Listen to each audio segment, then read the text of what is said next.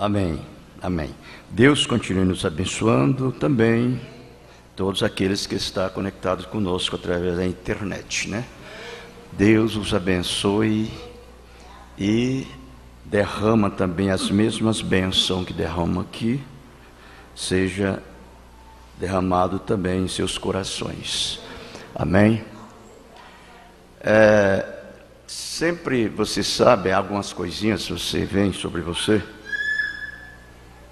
e aquilo te leva a falar. Enquanto tocava o som somente clear, então veio uma fita para mim. Então eu sou uma pessoa muito, assim, vamos dizer, como nós chamaríamos, zeloso, rigoroso. Agora, então aquilo veio rápido. E vocês sabem o que você é no natural, quanto a um cristão. Quanto a um cristão, você é também no espiritual. O que você é no natural, quanto a um cristão, você é também no espiritual. Então você aplica isso na sua vida como um pai, como uma mãe, como um filho, uma filha, no natural. E aplica isso na sua vida do lado espiritual. Então nós sabemos, nós cremos assim, que não é o seu zelo, não é aquela rigorosidade, não é o zelo,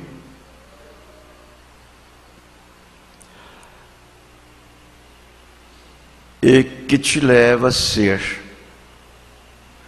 uma pessoa cheia, carregada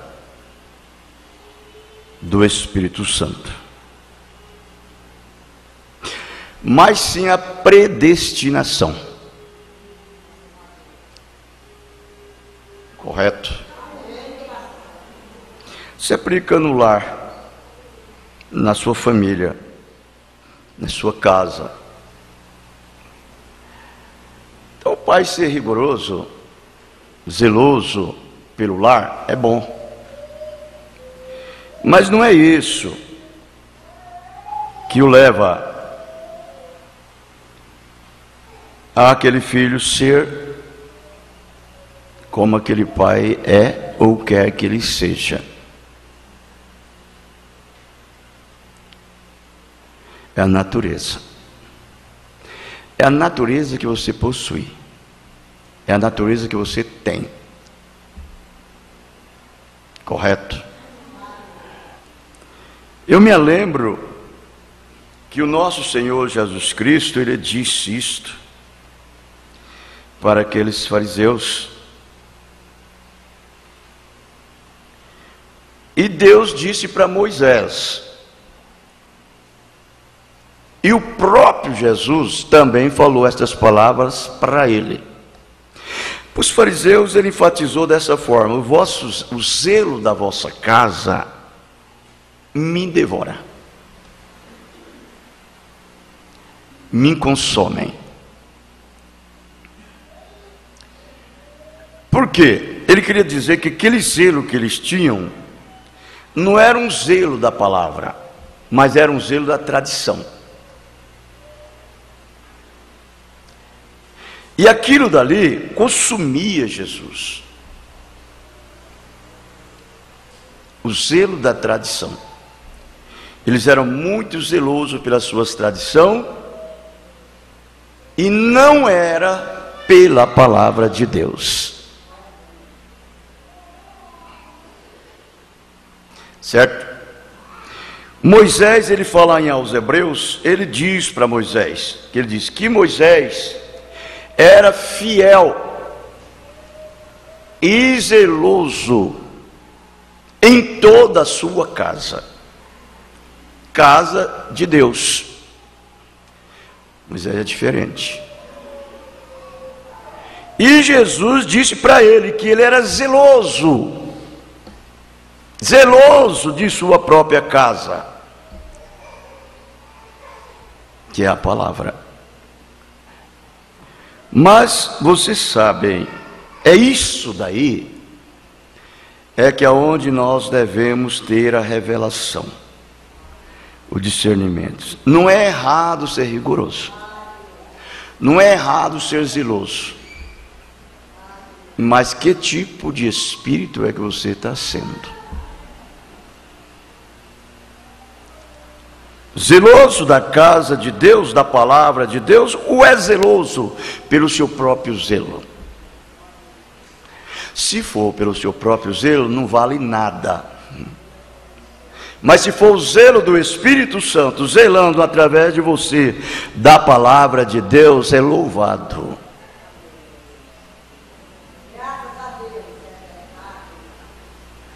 Porque o próprio Jesus disse: sede vós zelosos. Porque a palavra zeloso quer dizer ser diligente. Uma pessoa que cuida, uma pessoa que não é formal, comum, natural com as coisas, relaxado. Você entendeu? Quando ele disse isso através de Paulo, portanto, sede vós diligente para as coisas que já tendes ouvidos, para que em tempo algum não venham desviar-se dela.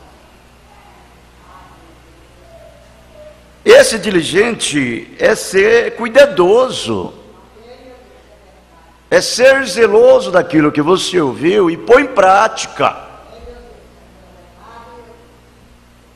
Então, em resumo, uma pessoa zelosa, com o zelo de Deus nela, ela se torna rigoroso.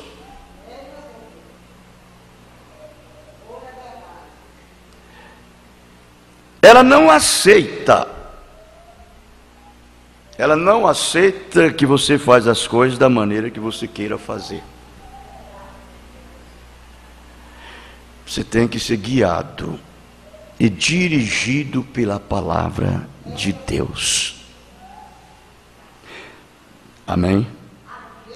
Então, é isto que é ser zeloso.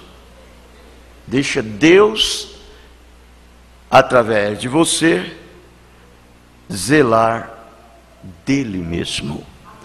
Amém? Vamos se pôr de pé, por favor? Vamos ler a Bíblia. Eu quero ler os 2 versículos que nós lemos no passado, que é o 17 e o 18.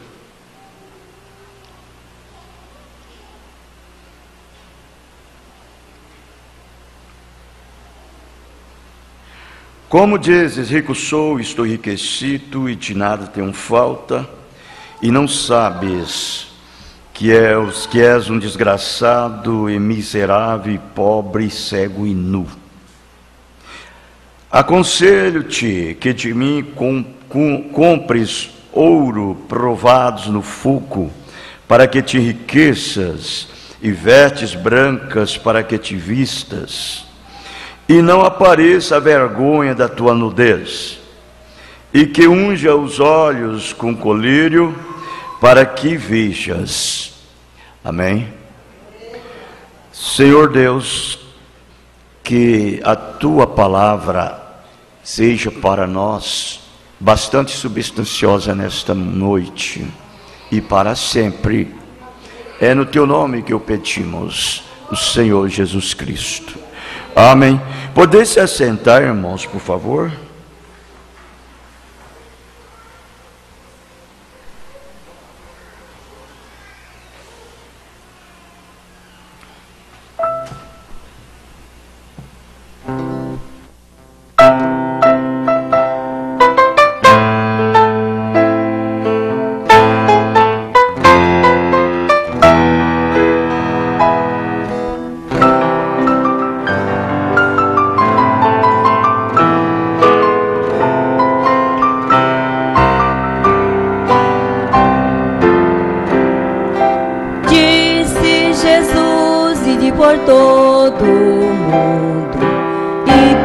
Pai, o eterno dom da salvação que com amor profundo dá, ó Deus gracioso e bom, tendo na cruz a afirmação do amor, proclamai o dom do Redentor.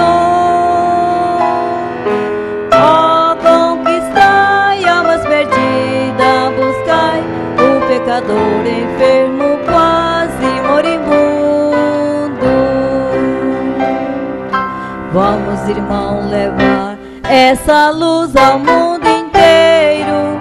Vamos, irmão, contar que esse dom é verdadeiro. Vamos, irmão, pregar muito confiado no Cordeiro, que na cruz já fez a nossa redenção. Todos unidos nesse grande intento, proclamemos salvação, sem recuar, sempre mostrando alento, sim, cumprimos a missão que o Salvador Cristo Jesus nos deu. Ele está também no posto seu. Dize-nos a Rei, sempre convosco estarei. Vamos, irmão, por Cristo deste pensamento. Vamos, irmão, levar essa luz ao mundo inteiro. Vamos, irmão, contar que esse dom é verdadeiro. Vamos, irmão, pregar muito confiado no Cordeiro, que na cruz já fez a nossa redenção.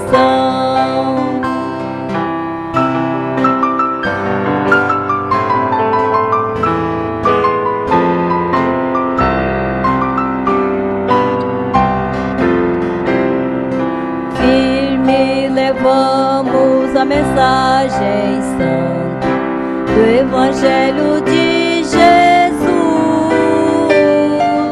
esta mensagem divinal que encanta e que ao pecador conduz, cheia de bênção do glorioso Deus, que descobre os escolhidos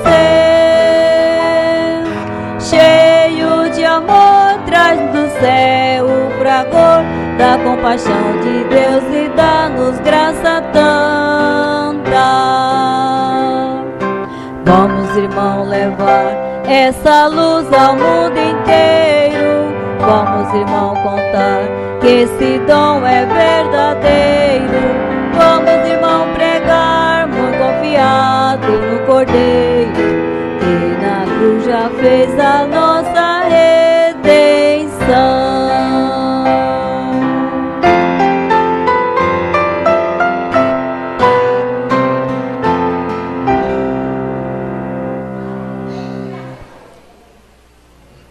Amém. Amém. Graças a Deus. O irmão Brana, falando aqui nessa, onde nós lemos na mensagem, falando do mensageiro, ele disse, ele veio fazer duas coisas. E ele falou da primeira coisa que ele fez e deixou a segunda. Ele falou a primeira e a segunda. Agora nós lemos a primeira coisa que ele fez. Primeira coisa, nós sabemos que o irmão Brana disse, foi o quê? Foi restaurar a fé dos filhos aos pais, batismo e os mistérios contidos nos selos. E também dizia-lhe que não tinha mais do que um profeta na terra maior.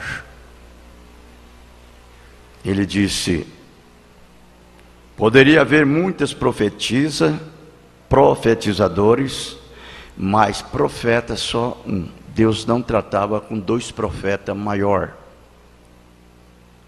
Correto? Ele disse: eu não nego que não tinha profeta naqueles dias. Nos dias de Paulo teve Ágabo, um profeta menor.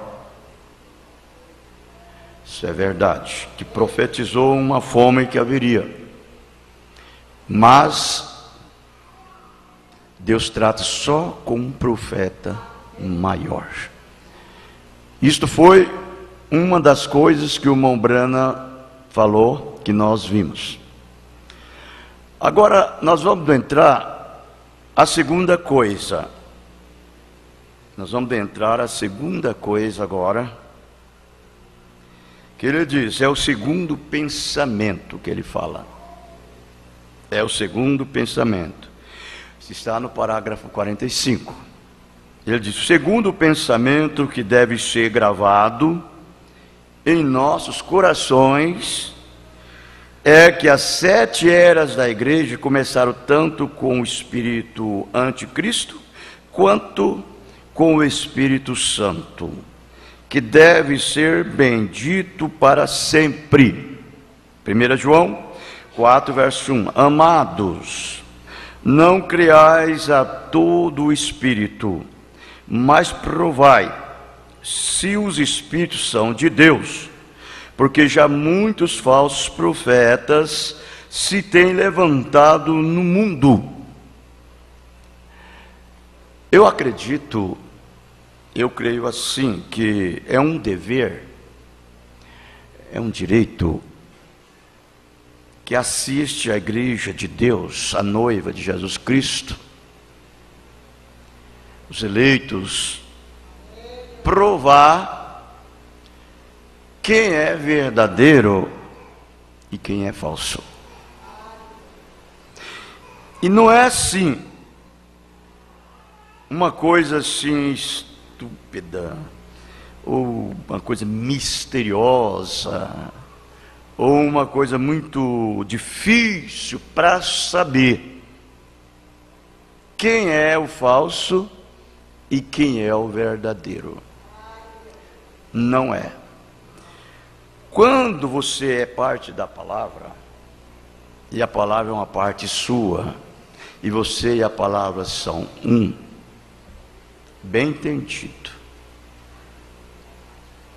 Você é parte da palavra, e a palavra é uma parte sua, e você e a palavra são um.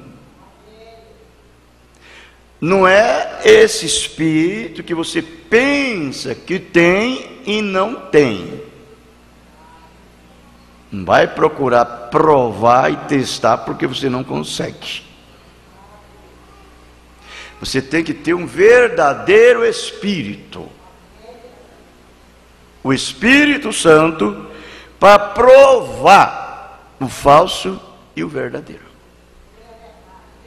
Muito bem. Nós não podemos provar com os nossos próprios sentimentos, com o nosso próprio conhecimento, com o nosso próprio intelectual. Isso não prova. Por que eu disse que você tem que ter o verdadeiro Espírito em você para provar? É porque quando você tem o verdadeiro Espírito de Deus, você tem a revelação. Não uma emoção, uma sensação, um medo. O verdadeiro cristão não tem medo.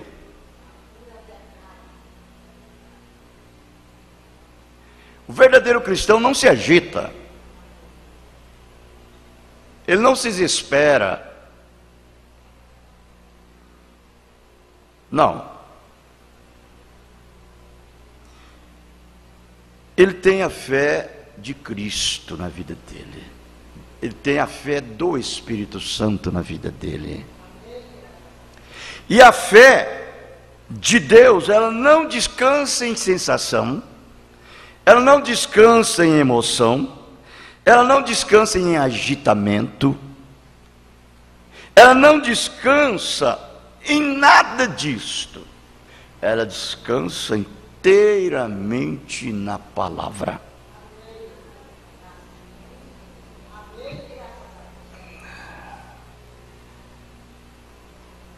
Você vê essas pessoas agitadas, não se preocupe não, dê corda para elas. Fique tranquilo, fique no seu lugar, na sua posição, dê corda para elas. É como disse aquele verdadeiro dito, né? Dê corda para a vaca, ela enforca por conta própria.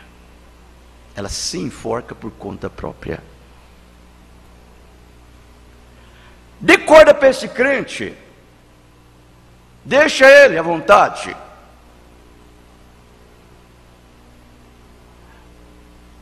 E fica só observando a sua vida.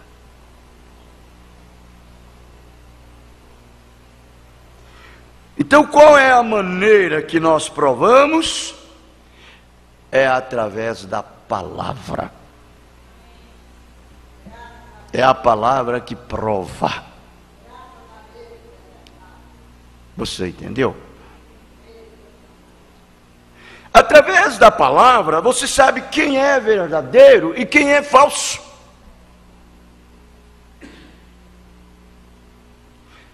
Eu vou dizer uma coisa aqui, que eu sei que é verdade, é real, mas isso não é tudo. Mas é o caminho, é o início da coisa. Porque hoje, para quase todo mundo sabem, quase todo mundo que crê nessa mensagem, que crê nesse profeta e que diz que crê, e que diz que crê na mensagem, sabe disso. Mas começa por aqui. Por exemplo, a pessoa vem e diz: eu sou um crente. Eu sou um crente. Eu tenho o Espírito Santo. Eu tenho tantos anos que eu aceitei Jesus como meu Salvador. Tá. Converse com ele, vai dando corda para ele. Aí depois você chega a palavra nele. Porque a palavra, ela é de Gênesis e Apocalipse. Você sabe que a palavra de Deus não é só Atos 2:38, não.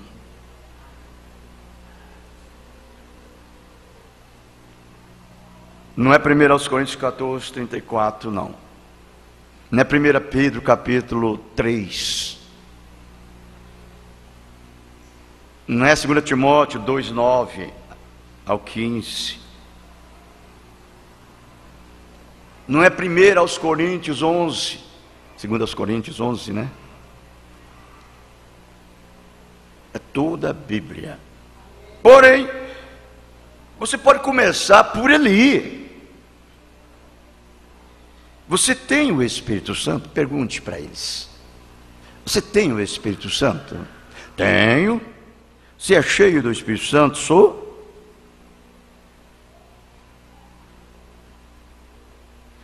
Então me diga uma coisa, como é que você é batizado? Eu sou batizado como está na Bíblia. Que jeito?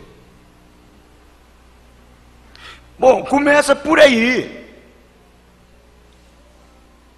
E você vai levando, vai levando, vai levando. Tem deles que não passa nem dali. Ali barra. Param bem aí. No começo. Eles não entram nem em justificação. Você entendeu? Nem em justificação eles não entram. Porque o batismo nas águas, irmãos, é a justificação. Como também salva o batismo, como uma verdadeira figura, não do despojamento da carne, mas de uma boa indagação de consciência.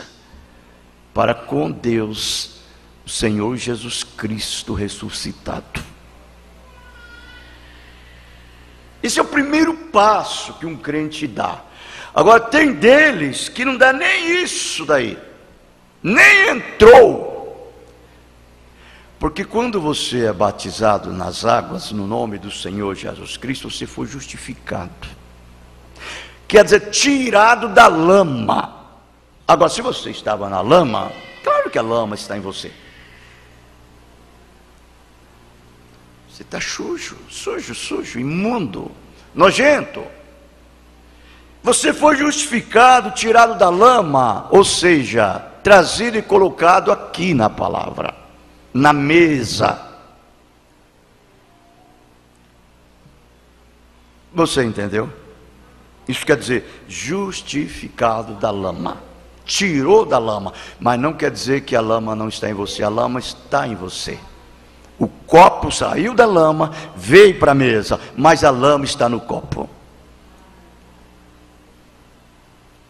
Você saiu da lama, do mundo, mas o mundo está em você. Esse é o primeiro passo que dá. Bem, o segundo é aquele outro. Se você reprovou e não passou nem do primeiro, como você pode ser um verdadeiro?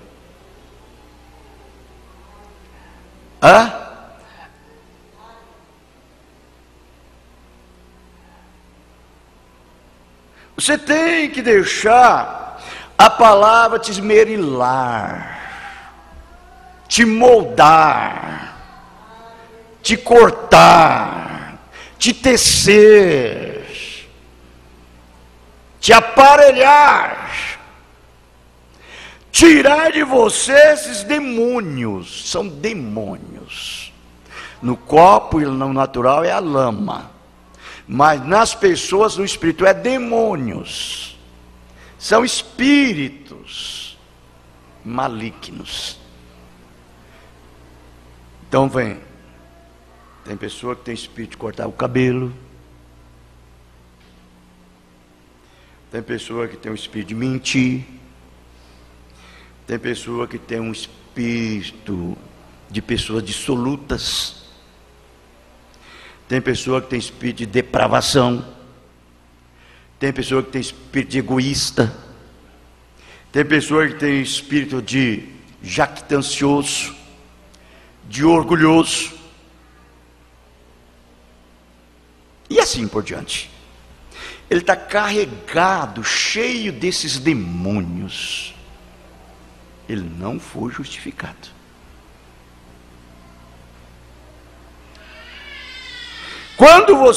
Ele não foi santificado. Quando você é santificado, para você ser santificado, você tem que se render a Deus. Você tem que se entregar a Ele. Deixar que Ele trabalhe com você, como o oleiro trabalha com barro. Certo? Bem, aí então Ele tira tudo de você, te deixa limpinho, varrido, moldado, santo, santa. É uma pessoa doce, é uma pessoa benigna, é uma pessoa bondosa. Isso é o que o Espírito Santo faz com você. Ele tirou toda essa imundícia, porém você está limpo, vazio ainda.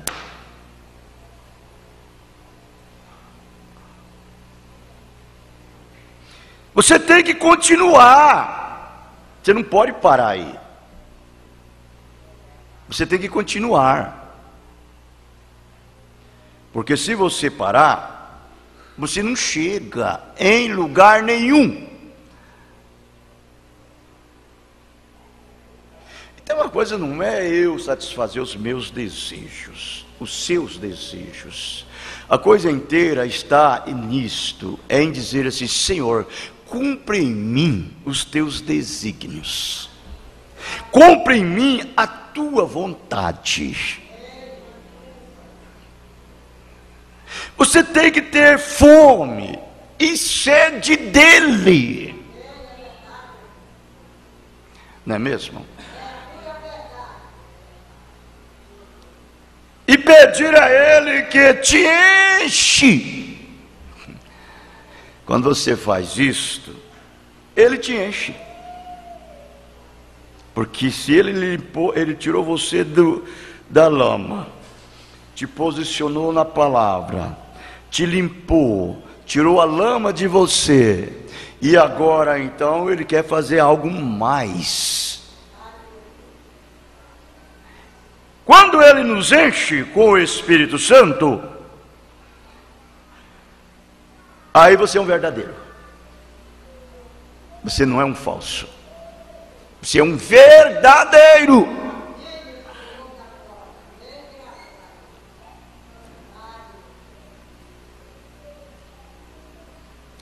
E esse verdadeiro, aí pronto, ele está no lugar de provar quem é o verdadeiro e quem é o falso.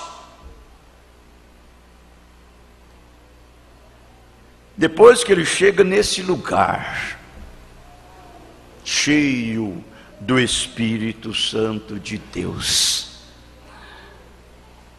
aí ele pode provar. Por quê? Porque você caminhou e foi guiado pelo Espírito Santo até o final, até o ponto que ele entrou em você. Ele vive em você, ele reina em você. Agora sim, aquela igreja primitiva, ela provou quem era o falso apóstolo, quem eram os verdadeiros. Como que ela provava? Ela provava com a própria vida de Deus que vivia nela. A vida de Deus vivia nela. E ele sabia que aquelas pessoas não viviam a vida que eles viviam.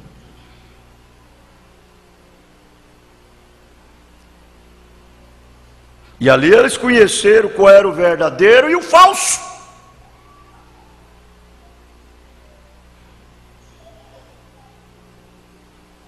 E o irmão Branham está dizendo aqui, ó, o espírito anticristo, ele disse assim: você notou? O espírito anticristo está identificando com os falsos profetas, com os falsos profetas. As eras chegaram com falsos profetas e extinguirá com falsos profetas. Agora, evidentemente haverá um falso profeta genuíno.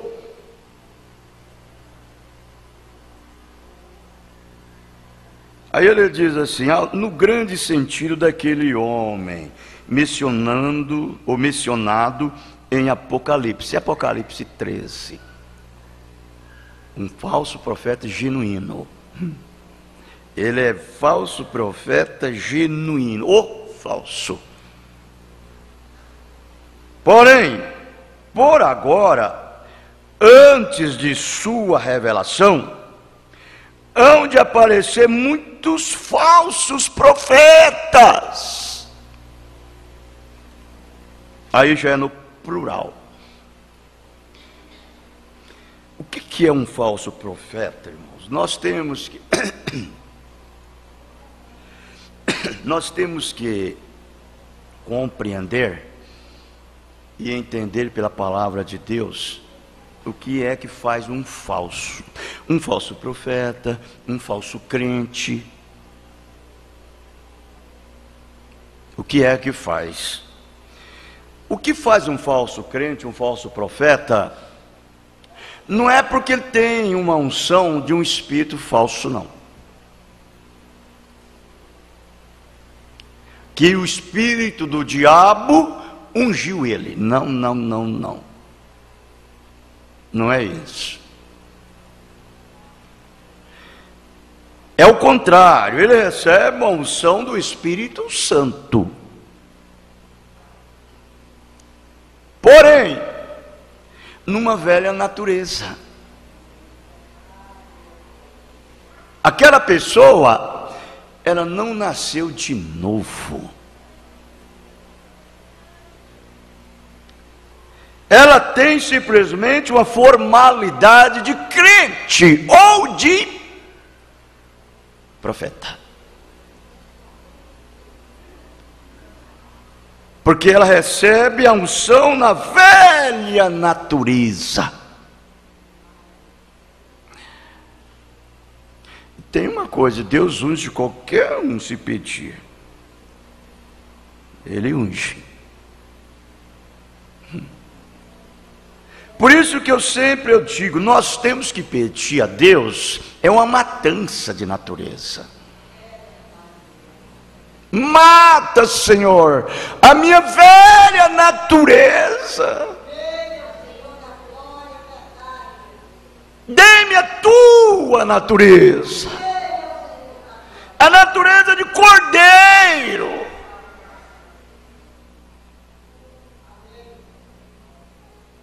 Porque aí ele não só te unge a sua natureza, mas ele entra dentro da sua natureza.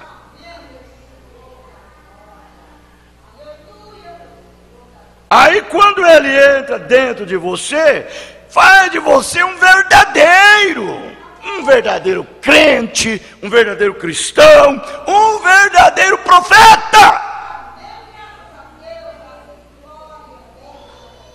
Não tem mais jeito de você retroceder contra a palavra de Deus, porque você e a palavra são um e o mesmo. Você não tem mais direito próprio, os seus direitos é dele. Você não tem mais direito de dizer eu quero assim, assim, não. Você diz para ele, Senhor, seja feita a tua vontade.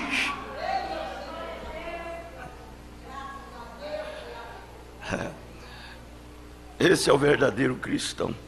Agora o falso, ele tem tantas coisinhas que eu vou te falar. Ele não aceita de jeito nenhum.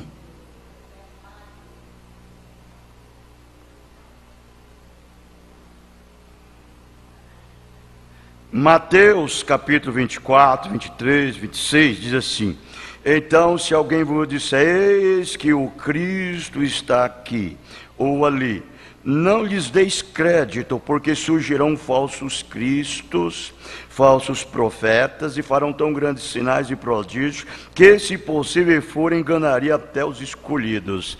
Agora, falsos cristos, falsos profetas, não é falso Jesus, é falsos Cristo, porque a palavra Cristo quer dizer ungido. Ungido. Você entendeu? Então, se disser, eis que está ali, eis que está aqui, ele disse, não dei crédito, porque quando ele vier, ele será um irmão para você, e será verdadeiramente uma ovelha como você, será como você um verdadeiro filho de Deus, o profeta de Deus.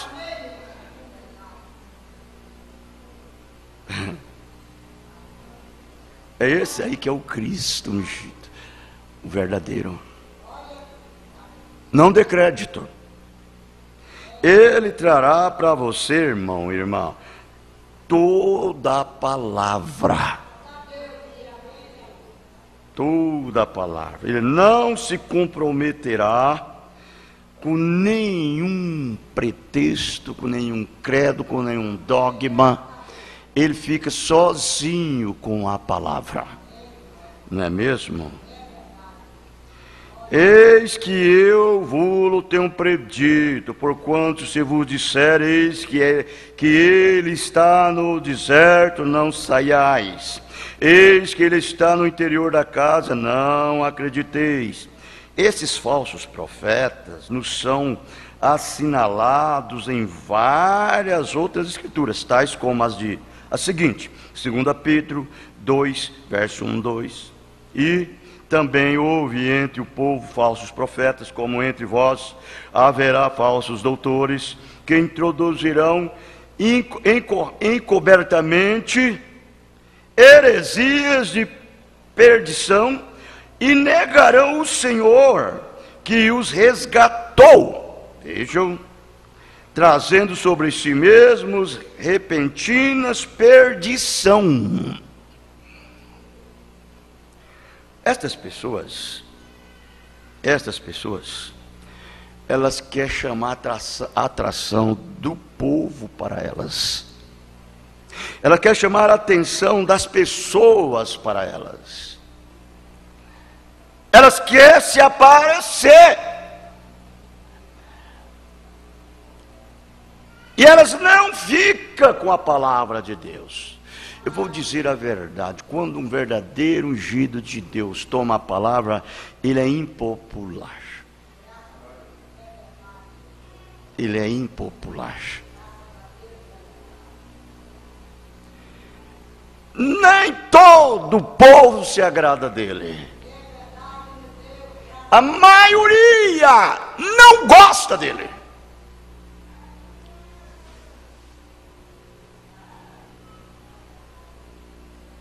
E a minoria ainda tem alguns que está ali porque você sabe.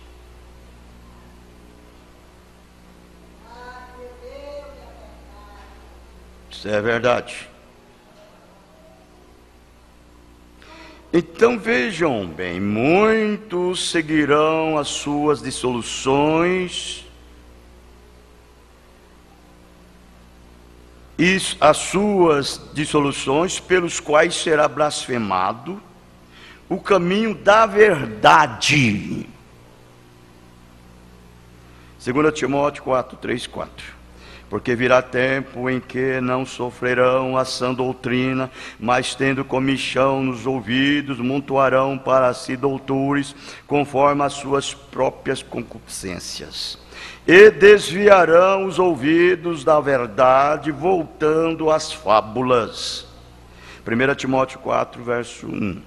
Mas o Espírito expressamente diz que nos últimos tempos apostatarão alguns da fé, dando ouvidos a espíritos enganadores e a doutrina de demônios.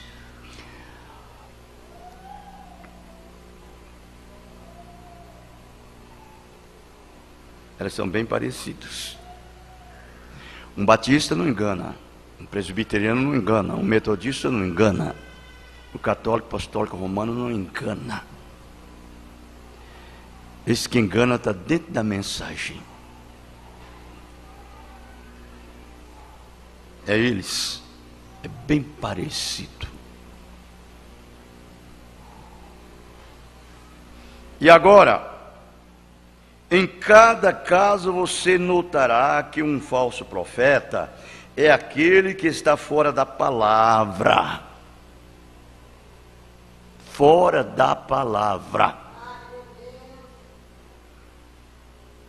Assim também estes falsos profetas vêm pervertendo a palavra, dando-lhe um significado que convém aos seus próprios objetivos diabólicos. É como eu disse, o batismo, por exemplo, ele é no nome do Senhor Jesus Cristo, mas o que eles dizem? Eles batizam em nome do Pai, do Filho e do Espírito Santo. É a forma que eles batizam. A Bíblia diz que a mulher é indecente. A mulher não pode falar na igreja, porque é indecente que a mulher fale na igreja. Se ela quer aprender, aprende em casa. em silêncio com seu próprio marido. E se o marido é descrente, ela ganha sem palavra, só com o porte de sua vida vivida. Uma vida vivida é a vida do Espírito Santo vivendo em você. Uma verdadeira cristã. A Bíblia disse que é honroso a mulher ter cabelos compridos, porque assim ensina a própria natureza. Mas que o homem ter cabelo comprido é desonroso. E que o cabelo foi dado no lugar de véu para a mulher. Assim ensina a própria natureza. E ele disse: nós não temos tais costumes, nem as igrejas de Cristo. Cortar o cabelo e colocar um véuzinho por cima, artificial. Você tem o seu próprio véu, é o seu cabelo. O que fala a revelação a respeito do cabelo?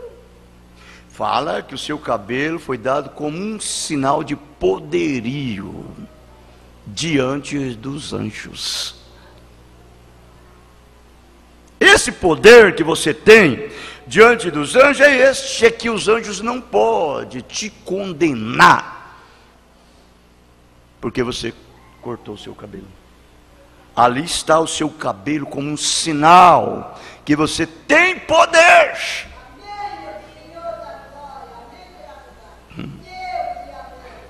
Mas só a pontinha, pastor. Tem problema não, né? Se você corta a ponta, é melhor que rape. Fique pelado. Porque Deus não vê, não é o cortar do seu cabelo. Deus vê o seu coração. É a sua alma.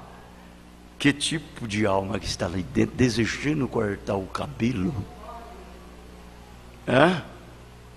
E corta o cabelo, você desonra a sua cabeça, que é o seu marido. E a cabeça do seu marido é Cristo. Cristo é o cabeça da igreja, do corpo da igreja. Não é mesmo? Agora o que faz os falsos? Não tem problema não, você pode colocar um corretorzinho, corrigir as pontas do cabelo. Você pode cortar as pontinhas do cabelo, não tem problema. Isso aí, você não pode rapar a cabeça. Outro diz, não, você pode pôr um véu artificial, não tem problema. São os falsos. Os falsos. O seu cabelo, ele é bonito para Deus do jeito que Deus te deu. Cuide dele. Como deve ser cuidada, como uma cristã cuida do seu cabelo. Cuide. Entendeu o que eu digo, irmãos?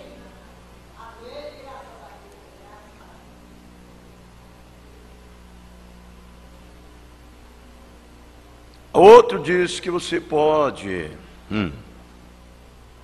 Você não pode usar calça comprida, mas você pode usar short. Outro diz que você não pode usar short, mas pode usar calça comprida. A Bíblia disse que não é, é uma abominação aos olhos de Deus você usar as roupas, a vestuário que pertence ao homem. Deus olha para você e vê como nua, porque Ele vê o desejo do seu coração.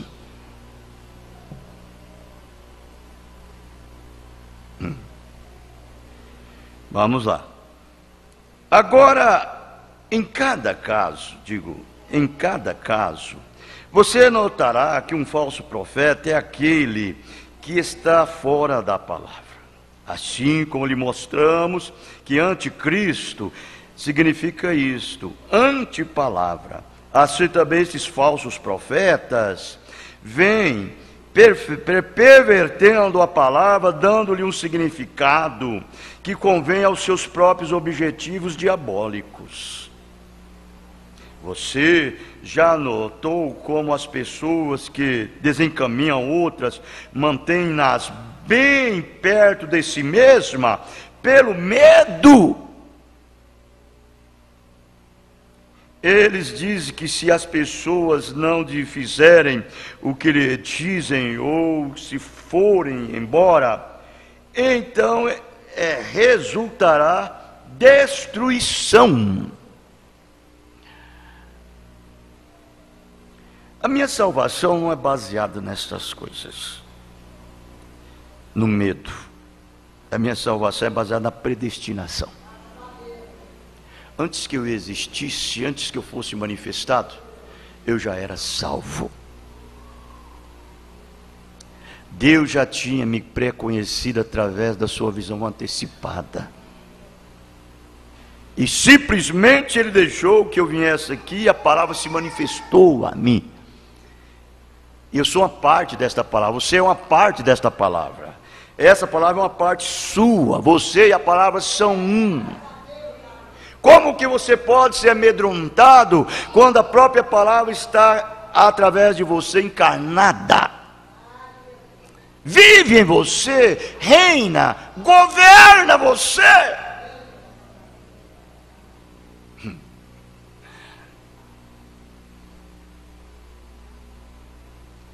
Eles são falsos profetas, pois um verdadeiro profeta sempre conduzirá para a palavra. E o verdadeiro profeta,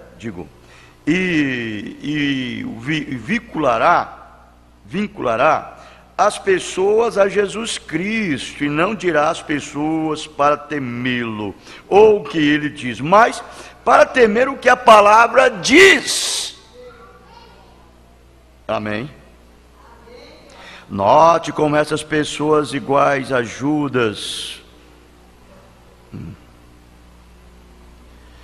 estão empenhados em dinheiro. Elas lhes dizem vender tudo o que tem para dar a eles e aos seus programas. Eles gastam mais tempo com as ofertas do que com a palavra. Aqueles que se esforçam em operar dons farão uso de um dom que tem uma margem de erro nele, e depois pedirão dinheiro e negligenciarão a palavra e chamarão isso de Deus.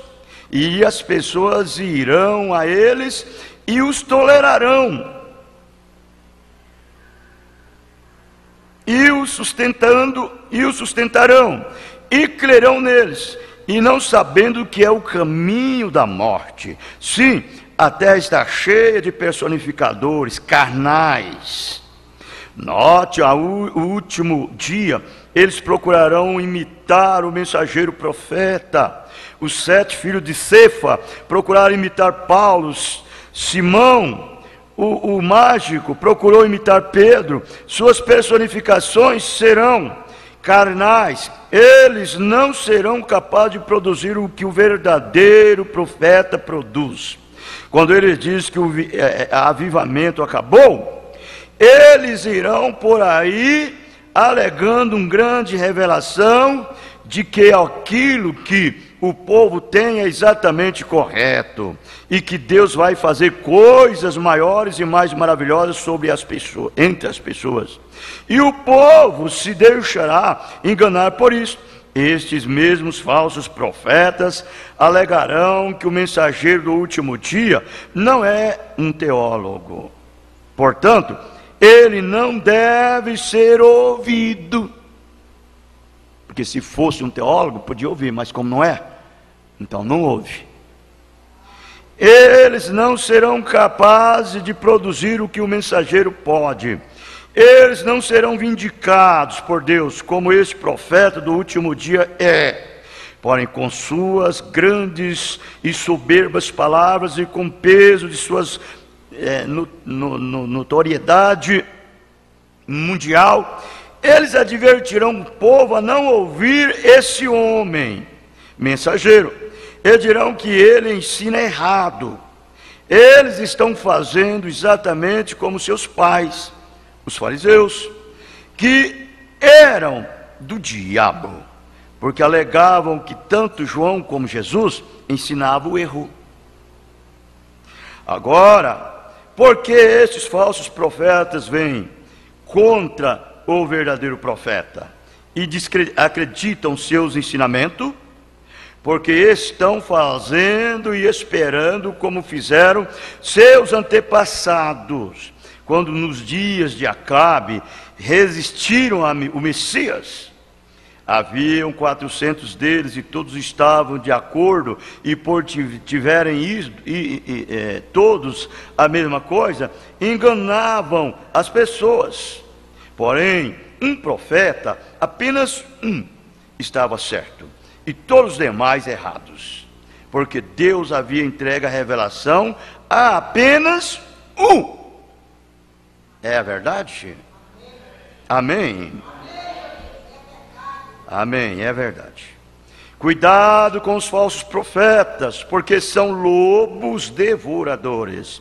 Se você ainda tem alguma dúvida sobre isso, peça a Deus por seu Espírito para enchê-lo e guiá-lo, porque os escolhidos não podem ser enganados.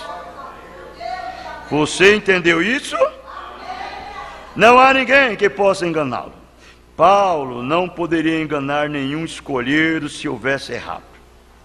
E naquela primeira era de Éfeso, o escolhido ali não puderam ser enganados, porque puseram à prova os falsos apóstolos e os profetas, e o acharam mentirosos, e os expulsaram. Aleluia, amém? Suas ovelhas ouvem a sua voz e o seguem, amém? Eu creio nisto, você crê? Deus nos abençoe, Deus nos ajude a ser ovelhas do seu pasto e sermos guiados por Ele. Então, não descanse só em santificação, procure ser cheio do Espírito Santo, que você sempre será guiado por Ele. O pastor das ovelhas guiará a sua ovelha em pastagem verdejante. Amém?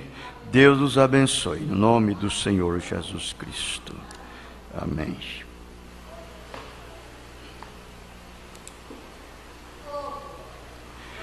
Nós vamos cantar.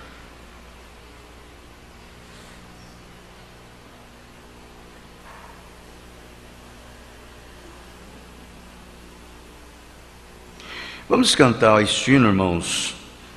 312, sois bem-vindos.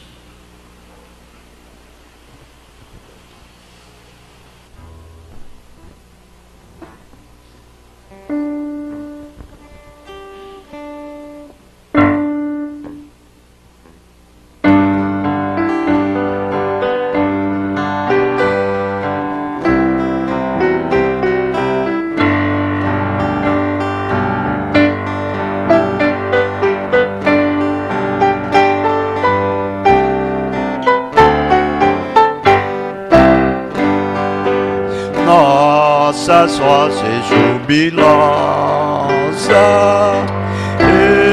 elevemos com fervor pela vinda amistosa dos obreiros do Senhor. Sois bem-vindos, campeões de Jeová. Parabéns, mas não fingidos, a congregação vos dá. Recebei os lutadores da verdade do amor. Demos a Jesus louvores, que os trouxes com vigor. Sois bem-vindos, campeões de Jeová. Parabéns, mas não fingidos, a congregação vos dá. Abraçai os bons soldados das fileiras de Jesus, aos que lutam bem lutados para difundir a luz. Sois bem-vindos, campeões de Jeová. Parabéns, mas não fingidos, a congregação vos dá. Dos fiéis o bem supremo, trabalhar sem dilação, pra fazer que o bem eterno reine em cada coração.